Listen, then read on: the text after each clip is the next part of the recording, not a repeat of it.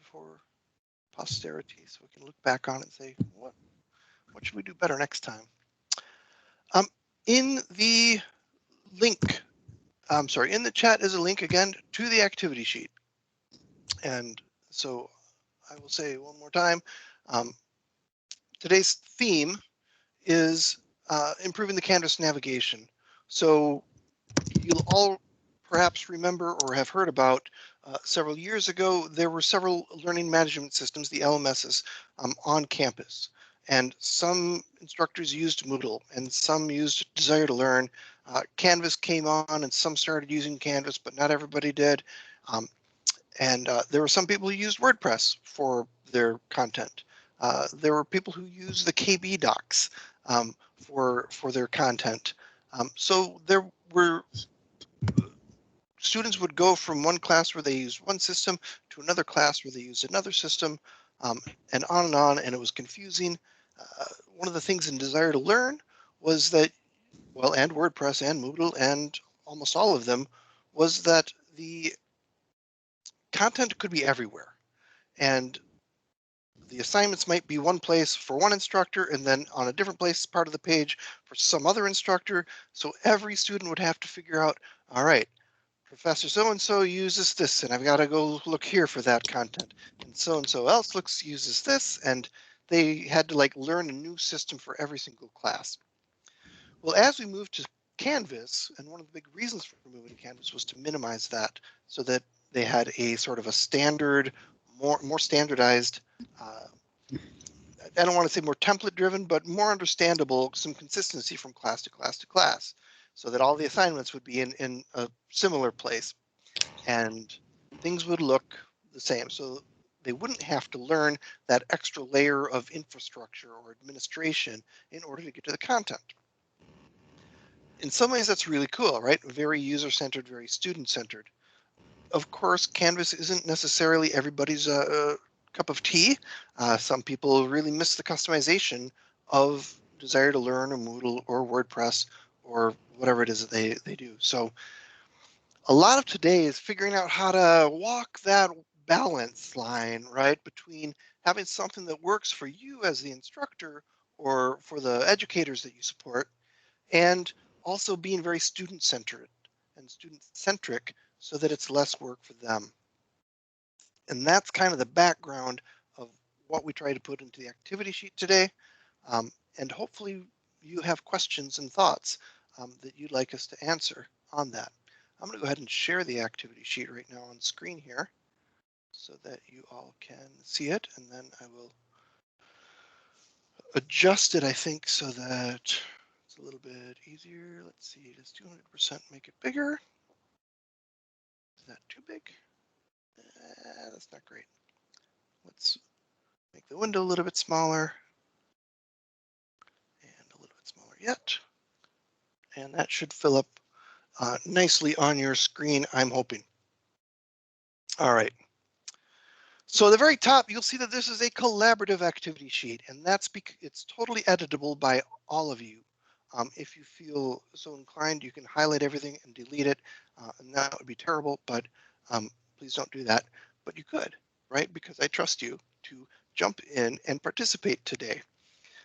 There are several ways to participate today. You can participate in chat if you're comfortable typing rather than unmuting and talking. You can unmute and talk. You could raise your hand if you want to be called on. That would work as well. I'd love it if you also added thoughts and questions to the table that's on the screen in front of you here, that activity sheet. Put your questions in the left column, and if you have ideas, and you do, because you're human and you have ideas and experiences and thoughts on all these things, and those thoughts and experiences are unique to you. I don't have them, so please jump in and help me have a more well-rounded understanding of humanity and higher education and teaching and learning by sharing those in there. Awesome. Any questions before we get started today? Any burning questions that you want us to start out with? I'm going to give you a few seconds to unmute and or raise your hand and share those.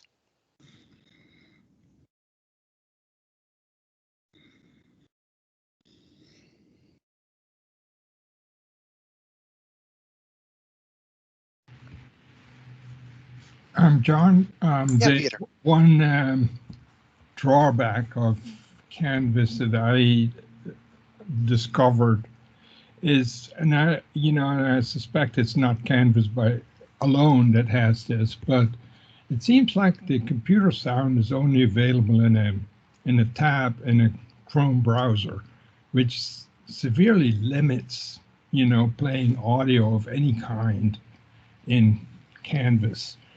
And so I was wondering, if somebody has figured out a way around that, because if you have to rely on audio via that goes via your own microphone, it gets to be pretty crappy at the other end.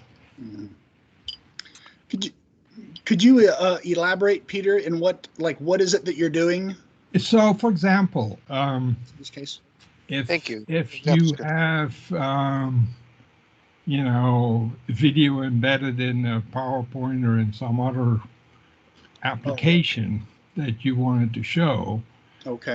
you're out of luck with in terms of audio transmission. So this is during. I'm sorry. So this is during a Zoom session. It's there in a Zoom session, yeah. All right. All right. Are you aware? And this isn't as much Canvas as it is Zoom. But when you go to share your screen, is there not a there should be an opportunity for you to tell the sharing tool of Zoom to tell it to use your system audio. All right. Well, Is if I don't know if this. Yeah, I don't know if that's what you're referring to, but I think if I certainly understand that if it doesn't share system audio, then yeah, you're trying to play through Zoom whatever's coming out of your speaker, and that's just no good. But there is an option. So if I'm going to go look for that from within Zoom or within Canvas to make sure the option is still there, but I'm pretty sure it's there at the moment you go to hit the button to share content or share your screen. Okay. Well, I'm glad to hear because I'm not aware of that there is something like that. But in Zoom there is, but I haven't been able to find it in Canvas. So. But well, it'd be more my problem than anybody else's problem. I'll check that out. And somebody else is trying to chime in. I'll be quiet. Yeah, Christine, go ahead. Yep. What you want to do when you are sharing media from from Zoom is when you click the share button, you will see in the corner optimize for video. And then what will happen is Zoom will change its algorithm so that video will give it more priority. And then you will, when you share your system sound, you want to adjust not your computer sound, but the sound or the volume within the application. So if you're sharing a YouTube video and it's difficult to hear, you have to change the volume in YouTube and not your system volume. I am going to quit out of this session just so I can go play around and see if I can get some screen captures. And I'll be back in 5 or 10 minutes. Thank you. Because Peter, if Christine, if that's what she's referring to, that is kind of new to me. So then everything I was saying may not apply. And I'm still not sure what the question is because I'm trying to understand how you use Zoom through Canvas or. I ran into the problem just by displaying PowerPoint in Zoom, But so, not in Canvas. I'm sorry, not in. If you display a PowerPoint in Canvas, there is not an option. With Zoom, there's a separate option. There's a box that you have to check to. For audio to go through, but I haven't discovered that within Canvas. And so all I have been able to find is that computer audio is limited in Canvas to a tap in a Chrome browser. All right, well, we've got people digging into this right now who will give us better ideas. And I see, Steve, I'm thinking that this is it. If we look at chat right now, so if it's a PowerPoint or a video that's embedded in a Canvas page, and then in the Zoom synchronous session, you're trying to share that video in that Canvas page on Zoom. The system sound, I think, should work, but somebody's going to look into that and put a better answer in the thing there. Fantastic, Christine. You made a cheat, or extension made a cheat sheet. Good. Great. Any other thoughts and ideas before we jump into the table? Anyone else have any ideas, thoughts, things that we should address? Does anyone see any problems in Canvas navigation, or have you heard of problems that your students are running into in Canvas navigation that you don't have a good answer to?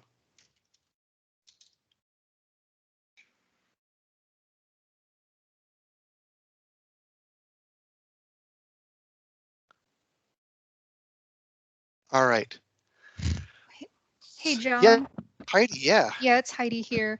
So I was looking at the best practices tips that were sent in advance in the email, and one of the top tips was to eliminate redundancy and only keep information in one place. And I get that in terms of I have my, I don't have files published. I don't have pages published. I don't, there are things that I keep hidden from students. On the other hand, I found that there are some documents or activities that it's good to have in multiple places, like they might appear in module after module if it's a sort of reference. And so I was just wondering, you know, although you said reduce redundancy, in some cases, is this allowable, especially if it's something that students need to retrieve again and again? Because I do have duplication. Absolutely. Absolutely. And thank you. This is one of the things that as I was putting together the activity sheet, this was, Lindy's got it right there. Is it redundancy or is it multiple pathways to success? There's the balance, right? If you have, I guess it should be more like reduce confusing redundancies. So the example, for example, that we have listed here is Canvas files, right? Don't use Canvas files. Canvas file, don't have that listed there. Don't say, hey students, go find this week's thing in the Canvas files structure, because Canvas files lists things by file name, which we are all probably almost all of us, fair to say, even if we're really good at making file names reasonable, they're most reasonable to us, and they might not be reasonable to our students. So anytime that you can have something with context around it so that they know that they're clicking on the right file and not, the week 7 file that, oops, we forgot to take out from last semester, and it's totally different this week, and there's 3 week 7 files, because we aren't great at naming things. That's what we want you to get rid of. But you're absolutely right. Universal Design for Learning says multiple means of engagement. Give people different ways to get to the different doorways into the same arena, if you will, right? So if I only see red doors and you got a green door, I might not see it. Give me a red door. Give me something that's obvious, and so that, many ways into the learning trap, if you will, right? How do you bait me and how do you get me in? That's where we do want the redundancy, but we don't want lots of like different learning traps that people can get confused by. Haley, what are your thoughts? Yeah, I just had one quick thought to add, which is when I think of it, I like to design into Canvas pages like an instructional cue about where else you might have found this link, or rather, for your convenience, here is the link again, to just underscore how it's not the first time you're seeing this link. It could be the same as something you've already seen.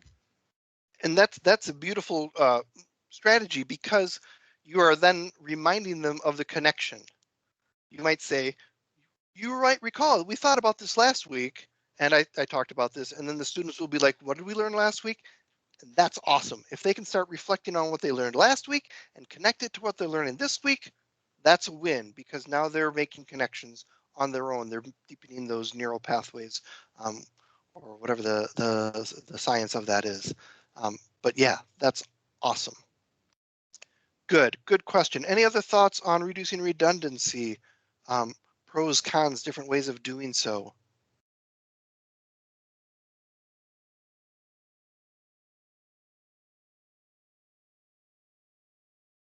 All right. Thank you all for jumping in to the activity sheet as you did. Oh, I want to, before we go into that, there were, I guess, 6 things, sort of larger principles. I'm always hesitant to call these best practices because things continue to evolve, and the thing, best seems so ultimate and fixed. They change, right? We change as we learn new things. But we do know that familiarity, it helps us sort of focus on a task at hand if we don't have to figure out for the first time the structure, right? If we have to figure out sort of the administrative background information, background structure, then it's like, oh, how much time am I spending figuring out the how of learning rather than the what of learning? And I'm not focused so much on learning the content that I should be learning today. I'm trying to learn the tool. And the tool might have nothing to do with the content that I'm being tested on, although actually it is, because I've got to be tested, on using that tool. So I've got to learn this new tool. It has nothing to do with my major, but I have to learn it because that's what I'm being tested on. And we see that with like Canvas quizzes. The first time you take a Canvas quiz, it can be stressful and overbearing, and I've got to figure it out. The second time, less so. The third time, less so. That's why it's a good idea to have practice quizzes, or give people 2 points for completing a practice quiz, so that they take that time and energy to learn the system, because it's going to be important when they actually do get tested on things. So a lot of what we're talking about is standardization. It's making things as simple as possible, as clean as possible, as transparent as possible. Familiar structures is good. You've probably, many of you or all of you have heard about course rhythm. And course rhythm is one of these things that if you get into class as a student and you know what to expect, first we're going to do this, then we're going to do this, then we're going to do that. And it's just kind of the rhythm of the class that goes on. Good rhythm, just like good rhythm in a song, is understood. It's felt, right? You just kind of naturally, or maybe not naturally, but oftentimes, ideally, you just start to move in according to the beat, as Cliff is doing. If you need to explain what the rhythm is, then it starts getting more complicated, and people start thinking, oh, wait, what does this look like? If you have to chart it out, charting it out is helpful for maybe the first time, but if I've got to refer to a chart in order to understand the rhythm, I'm not feeling it, right? So let's figure out how to reinforce the familiar structures and then work from that foundation. All right, simplifying. Hey, John, I'm Yeah, sorry. please. There's one thing I just wanted to add to that. Please. I think with the course rhythm too, you want to make sure the terminology you use in your rhythm is the exact same in the course.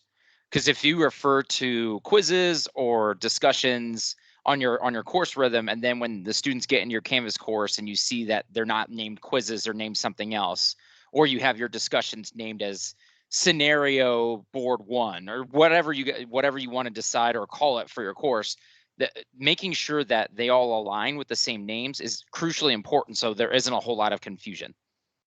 Yeah, excellent. And when we talk about familiar structures, that common language, even, and it's sort of a sad thing here, because I absolutely hate the Canvas syllabus, because it's actually a course schedule. So that's a bitter pill for me to swallow. But all right, let's call it the syllabus, and let's figure out a different thing to call schedule to make it that clear, I guess. And then repeating the rhythm is important. Using the defaults so that your course doesn't look wildly different from other people's courses. Consistent namings, to your point, Chris. That's absolutely essential, right? Otherwise, it just it makes students stop and do a double take. And when you're in the zone of learning and focusing on your on what your task at hand is, you don't want to stop and get pulled out of that to think, what do they mean here? You need to sort of you want to stay in that flow. Can I make another quick comment about Yeah, the naming? So your example here at M2 fruit taxonomy quiz, I always find that really helpful in subsequent things underneath a module to give the module number again, because if you're up in Canvas and you only see fruit taxonomy quiz, you don't know where you are within the course structure. And what we call the breadcrumbs, which you see at the top of the Canvas page, it won't tell you. It'll just say quizzes, fruit taxonomy quiz. So you don't know if you're in module 2 or module 4 or module 10. So I like doing it that way as well. And that helps keep kind of the rhythm and the flow going as well. And it makes those connections for those students to be like, oh yeah, this is where that came from. And that again is part of the wayfinding, part of the navigation. Right. And do this wherever you can. David Makasayat was in our video lab several weeks ago, and he talked about the meta information of videos, right? So in tags that you have, or categories that you have, in titles that you have, all of those different places that you can say, this relates to something, this is the description. Every time the students see that, that's another trigger of like, okay, this is where I am. It's like, it's reassuring to know that you're on the right path. So you're right, putting the module 2, M2, as part of that is a good strategy. The breadcrumbs, as you said. Good. Finding the content and making it easy to scan. I'm going to change my view here. Things shifted around here.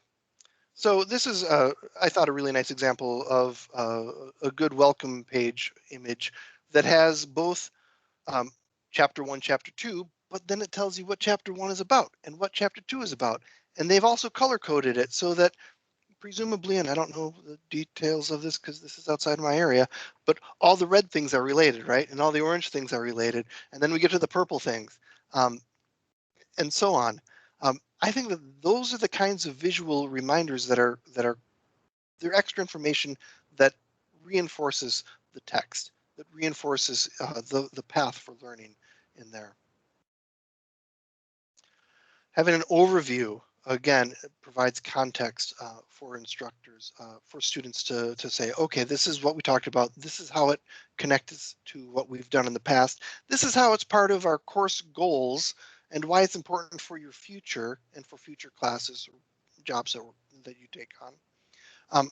If you use videos, that personalizes even more because it's a chance to sort of show your humanity and to model some of these things that we want our students to have, how to be resilient, talk about how I struggled with this for a long time until I figured out and I still have problems every once in a while, so that your students don't think that, oh, I'll never be like the god or goddess that is my instructor because they are so great and I could never be there. No, they are the future you. You are the future them. They can get to your spot. They can succeed. We talk about using styles and headings a lot, and this is not just, so don't just take your regular paragraph stuff and bold it. Go down and click and use heading 1, heading 2, heading 3, and use those defaults. It's easier for people with screen readers to use. It's easier for people to visually scan because the folks at Canvas have designed the white space in between there, and the color is and size is consistent from your course to somebody else's course to somebody else's course if we use that, and it makes it easier for the students to sort of navigate and see what that's like. And again, what we were talking about is the functional headings versus structural headings, or content headings versus functional headings. So instead of just being quiz 2, it's quiz 2 on the taxonomy of fruits and vegetables, right? So that the students have a little bit more understanding about that. Naming quizzes is not a thing that is intuitive. It's available, it's an option in quizzes, and it's useful to you as an educator, but also useful for your students. So there's that. Topic sentences are great. keeping paragraphs to one thing to help the students understand what the takeaway is for that one thing, writing summaries, topic sentence, today you're going to learn, and then you learn, and then this is what you learned, a reminder of how it connects. Keep them short. Say readings should take you 30 minutes for this one, or 25 minutes for that one, or this quiz should take 5 minutes. Things like that are helpful. Organizing the modules, we'll talk about that, I'm sure, in more detail here. But students use that mark as done checklist, and it helps them when you get into something and you only have 10 minutes, how far can I get in that? And then I come back out and I come back in and I have to remember where was I. That mark is done helps me get there. And then not sending people out to different places, but keeping them sort of in that main area. Streamlining and simplifying. One of the big things that we want to encourage you all to do is use the Canvas calendar. Put your assignments in Canvas, put a due date in Canvas. Don't have some assignments on the syllabus not in Canvas that they have to go to a PDF and look up to see when it's due, because they're looking at their calendar, their Canvas calendar for that week with all of their other classes on it and saying, what's due this week? And then they organize and they manage their time based on that. And if your assignment is in a PDF somewhere that they have to find, that's not going to show up there and they're going to miss out on that. So then they're going to stress out about it and they're going to be like, your class is hard. All right, context, connection, over communicating, and then look at the whole course, but start simple. Again, this is overwhelming. Don't try to do it all at one time. Excellent. Other people have thoughts, ideas? Before we get back in, I feel like I didn't want to go through that whole thing, but I just did. Apologies.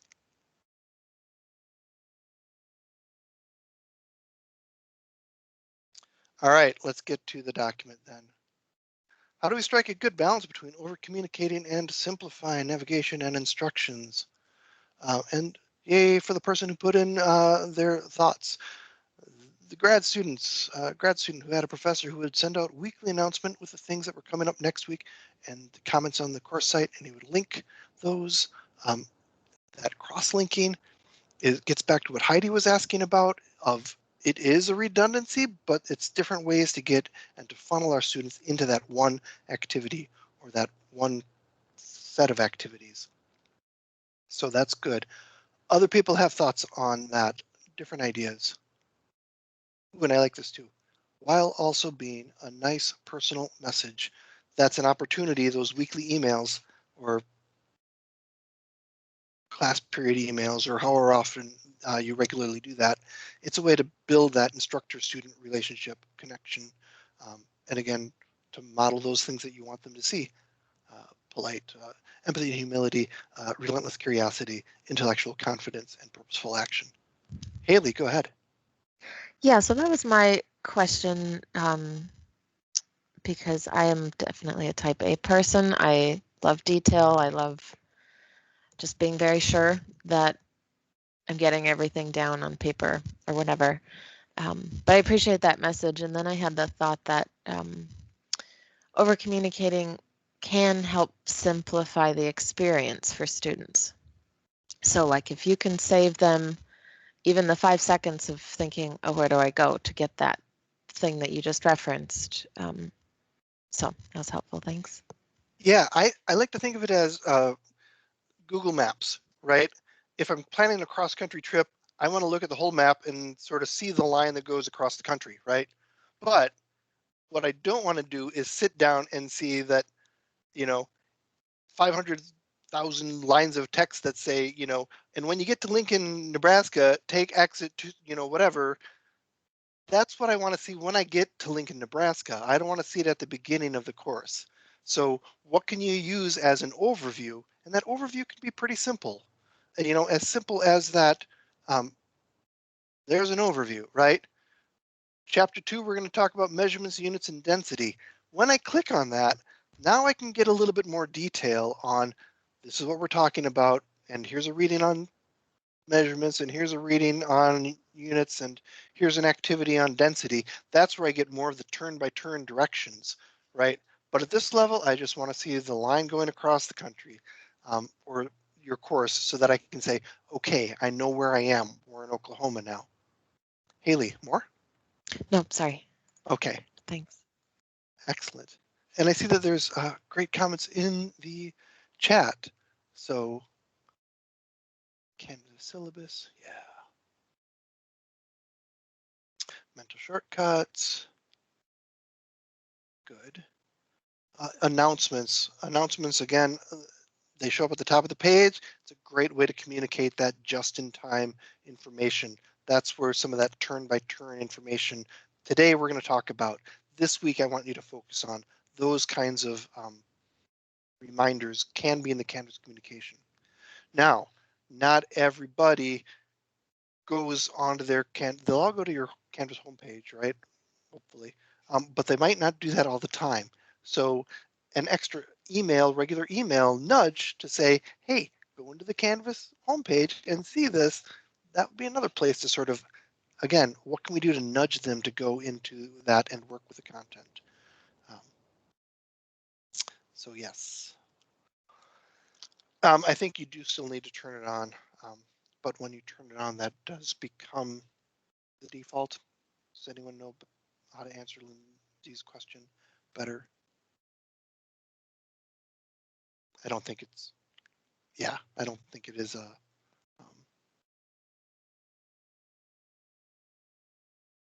yeah, and the archive, that's good too. And again, even announcements should not be, you know, a treatise on what we're going to do. You know, they need to be short little tweets rather than treatises on what we're going to do with links to more details. Having modules by date helps them avoid it, and then put the date and then the title, or you know, some sort of a short summary of what we'll be talking about. So it's not just the date, because that's like, it's sort of like opening up a mystery box. Like, I don't know what's in there. Do I want to know? Oh, it's on measurements and units and density. Okay, I can get that. We talked about that.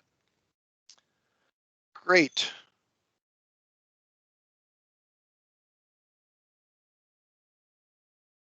Is there a way to insert a search bar in Canvas? I don't think so. I think that that's one of the things, and look at that, somebody's already got, they want that. That's a thing that Canvas has to add.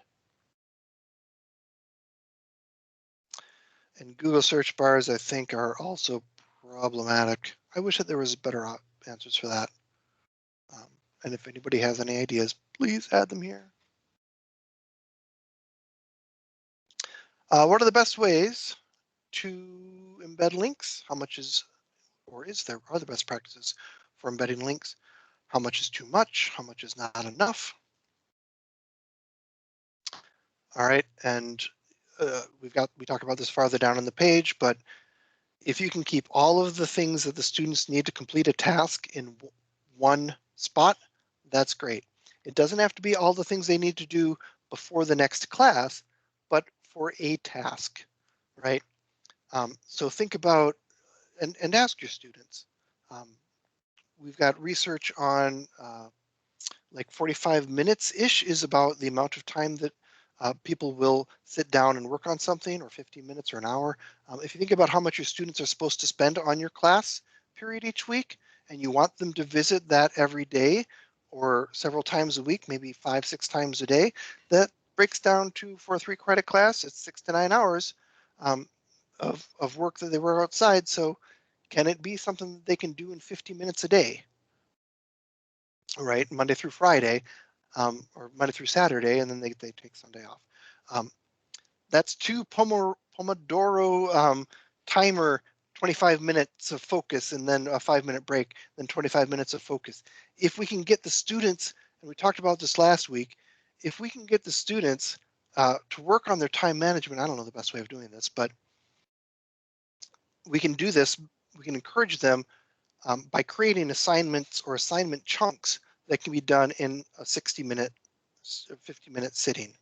So whether it's 2 25-minute sittings for that Pomodoro timer to go off, or whether it's you know, 2 separate 25-minute things, or if they're together, if we can get them to sit down and focus for 25 to 50 minutes, that's long enough for them to be able to get immersed in it and get into, the zone, but not too long.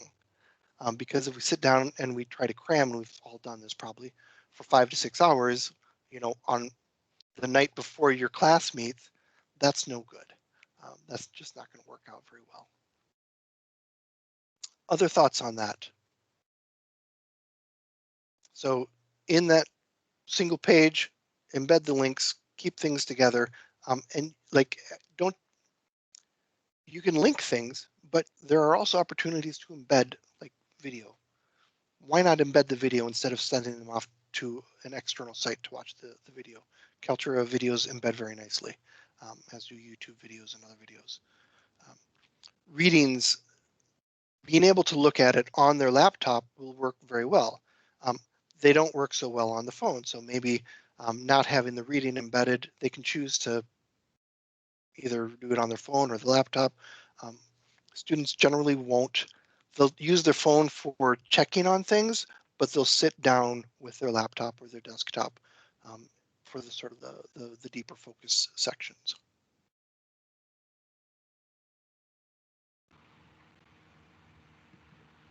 One helpful thing when you embed a video in a page, for example, I always, right next to it, I embed the link as well, so then you have Yes. choice. Wonderful. And it's the same thing if you're embedding a document. Some will choose to use the document that's embedded within the Canvas frame, but giving them that option to open it up in a new tab, it's great to give them that sense of choice. Any sense of choice that you give students helps them feel like they are in control of their learning and that they are a little bit more empowered in the learning. So they're not just following the steps, they're making choices. Even if it's a kind of superficial choice, like, do I watch this embedded in the Canvas frame or do I click on it and watch it in full screen? At least that's some power to the students that they'll feel like, this is my choice, this is my learning, I've got this. So at the minimum, small choices are helpful. All right, how do we keep track of the videos that are no longer available? I don't know how to do that. Does anyone? I think you just have to review it every week.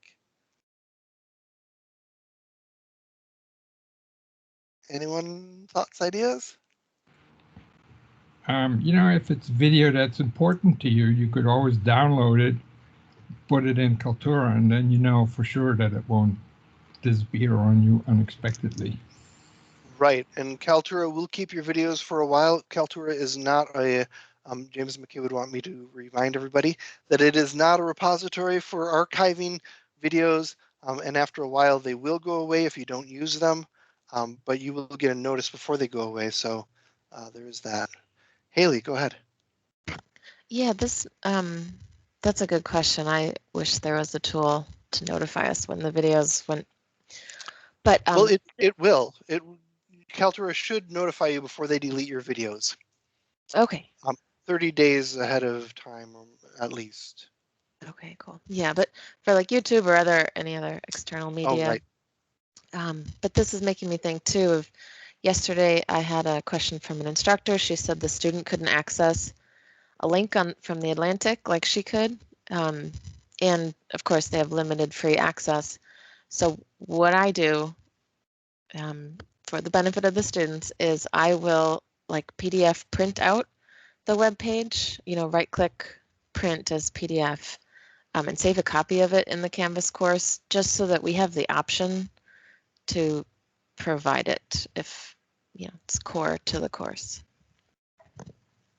Good, thanks.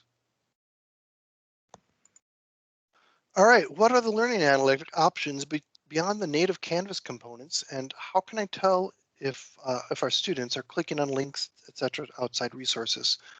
Great. I was hoping somebody would link to the lead dashboard. They're working on that for some things, such as Kaltura, the Engage text ebooks, e-texts is another one that's included in there. Now, outside external links, I don't know yet, neither does this other person, if it includes, do they click on the links to those outside sources? Does anybody have any insight into that? It's a good question. However, let me just play devil's advocate and say it doesn't matter. It doesn't matter if they click on those or not. What matters is if they know the information. So if they got the information from some other link, it will not show that they clicked on your link, but if they know the information, it doesn't matter if they read the one that you wanted them to read or if they went to the video that you wanted them to watch. That's a thing to think about. And again, part of that personalized learning, independent learners, empowered learners, find out about this topic however you want. If we as instructors, and the learning analytics folks will say this till they're blue in the face, we should not ever use analytics for grading because they give you a picture, but not the complete picture of what students may or may not be doing. So that's sort of a disclaimer warning for using analytics that way. Not that you are. All right, related to the question, the first question about balance, what are some ways, ideas to handle complex activities or instructions for a particular assignment? That is a good question, right? The more complex an assignment, the more we start to say, all right, the way that I would handle this assignment is I would do this, and then I would do that, and then I would do this, and we sort of say, we put it out into list form, almost like we're writing a recipe for that. That might be the kind of thing that if you think about recipes these days, where do you find out most of your recipes? You go online and you watch a cooking video on how to do this step by step. So making a video to walk the students through that complex process would be fine. I'm terrible at following recipes, and I don't watch cooking videos because they seem so constraining, and I want to do things the other way. Now, I'm also not a good cook, I recognize, right? So the things that I do cook generally turn out worse than they would have if I followed directions. Still, that's my right, I think, as a learner and as a person who says, well, what would happen if we doubled the sugar or halved the whatever in that? And that's part of the learning, right? In order to understand a system, you got to learn how to fail at it. So I'm not the best person to answer this question, but my answer would be let them figure it out. Oh, that's a bad answer. No, don't do that. Give them a short video along with the instructions, give them ideas, and open up a forum so that your students can support each other. Because if I, as an instructor, explained how I would do something, there would be language that I would use that they might not understand. There would be steps that are obvious to me because I'm an expert at it, that they would not be able to pull apart. So I would say, oh, you know, and a dash, how much is a dash of salt? Like some people are going to want to know exactly how many granules of salt there are in that. I can't give that, I just pinch or dash. I can confuse. Anyway, if the students can support each other, they might be able to answer questions for that, for each other, or to say, the instructor said this, but the way that I understand it is, and then they explain it to each other. Now, that's good for the person who it's explained to, but it's also good for the student who has to think about, well, how do I say this to my colleague, to my peer? It's good opportunity for the students to teach each other. Haley, what are your thoughts? Thanks. Sorry, I'm worried I'm taking too much of the floor today, but I had one thought. If there's a real like time-based element to this, if the timing of the steps is very important, I might recommend using, similar to the course rhythm doc, just kind of using a calendar view. It can be a table or anything that simple, just that kind of lists out the steps relative to the days. I saw that work really well with the 2-week group project that also involved an online tool. And I think the instructor thought that was really helpful for them. Yeah, and that's another brilliant idea, is to take a really complex assignment and break it up into smaller chunks where they can stop here, check it, stop here, check it, stop here, check it. And that way, if they go off into a weird direction on step 1, by the time they get to step 4, by the time they get to step 2, they'll have corrected it, right, or fixed it. Whereas if you just give them the complex thing, and it's 1 grade, they might go through that whole thing and have made a mistake and gone wildly off cue or off the path. So multiple checks along the way, multiple shorter assignments that don't feel so overwhelming. Break it up into chunks.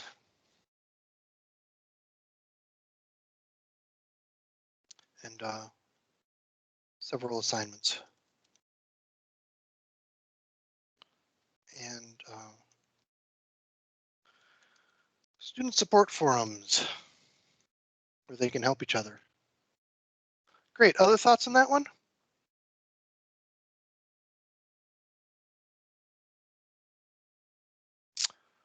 All right. Any tips or tricks to prevent issues with broken links to make process sustainable? Changing a page name brings. Yeah, the Canvas. If you change a link name in Canvas, if you change the name of a page in Canvas, all of the previous pages links to it get broken. Is that still a thing? I remember that was a huge pain in the butt early on. I think this might be fixed. I renamed some pages the other day and triple checked the links because I was worried about this, and they stayed. I did not have to reset the links. All right, so you ran across this years ago, and so you had that fear. That's excellent. That's good. For me, I just did it the other day too, and it didn't work. So Oh, I know I was miracle, working in the sandbox course though, so I don't know if that made a difference. But yeah, it was like, oh shoot. So I like somebody's answer here, like find a good name and just stick with it. That's especially important if you put dates into your Canvas page names, right? Like, something 2020, and now you want to use it again in 2021. You've got to go through and check all of those links to make sure that they're back and connected. Yeah. It's hard linking. What is it called? There's some term for that in user interface. Relative. Is it relative linking? Yeah. Relative linking is when it remembers where it's going, and I think maybe that isn't always happening in Canvas. So yeah. Oh, interesting, Kirsten. Just change the name. It's possible. I don't know. Good. All right. Can you make an individual learning paths for students? Wow. So this is like the goal, the holy grail of personalized learning, right? Having all of our students get to an approximate same location and yet still be able to develop areas of expertise that build on their strengths. And if you look around at your colleagues in your school, college, etc., you might all know roughly the same stuff, but your paths to get there were wildly different, and you all bring your own interests and experiences and skills and specialties to that. And we want that with our students. We don't want them to all end up in exactly the same spot with exactly the same knowledge. We want it to be their learning. We don't want them to be autonomons, right? So how do we do that in Canvas? It's tricky, and I would say that it would require a lot of connecting the learning to their personal thoughts. So one example of that is in quizzing or exams, instead of saying, what's the answer, a knowledge-based exam, make it an application-based exam saying, how would you apply this to, or bring your skills into that? Those are often harder to grade, but it requires more deeper thinking for the students to say, how does this content connect to who I am, what my experiences and skills are, where I see myself going? And of course, that's a moving target, right? It just keeps on changing as we build new skills, and that's okay. But how to do that in Canvas by taking them a choose your own adventure sort of scenario in Canvas gets a little bit trickier. And that's the mastery paths option. It's not easy. It's not a thing you can do very quickly. It's a thing that I would recommend starting slow with, and as sort of an option and testing it as you do that. The idea of affinity groups and having the students find and challenge each other on developing those sort of more individualized paths, that's a great example, I think, of a way to do that. All right, standard templates, absolutely there are, and I think we've got links to it down below on, there it is. Did I not have a link to that? No, there it is. Canvas course templates right down under here, under map, the course for students. Let me just copy that and paste that there.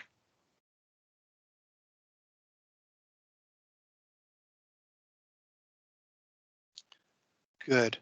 A carpentry checklist that could use as a functional test script. I don't know what that means. To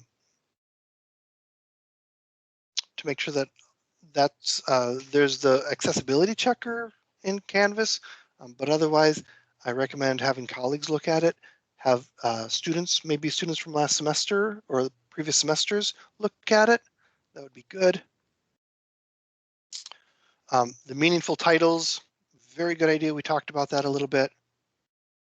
Organizing the modules with week dates in the title, you can do that, but also consider adding some sort of, this is what we're talking about, content in that as well. So it's a little bit more meaningful than just week 7 or August 14th, right?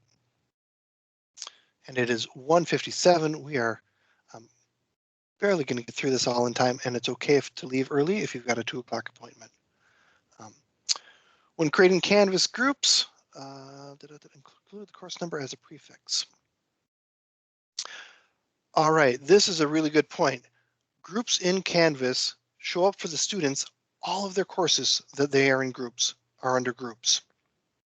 So don't just say for your course, it's group 1, group 2, group 3. Give a little bit more detail and information context to it, because they might look at their groups and say, I've got 7 group 3s that I am in, or I'm in a group 1 and a group 3 and a group 7. Which one is for your class? Add that to there. Students will say over and over again that they like simple, consistent navigation. Use the defaults. Use the Canvas calendar system, because that's their first go-to place for getting to places, getting to assignments and links. They have said that to us in both the fall and the spring surveys. So it becomes a thing that we're starting to notice, and we're really starting to emphasize. This is not the place for you to be a custom, show off your fancy skills. Show off your fancy skills in the assignment design, but in Canvas navigation, keep it simple, keep it standard. I've talked for far too long. It's 1:58. I want to open it up for the last 2 minutes to anyone else to jump in.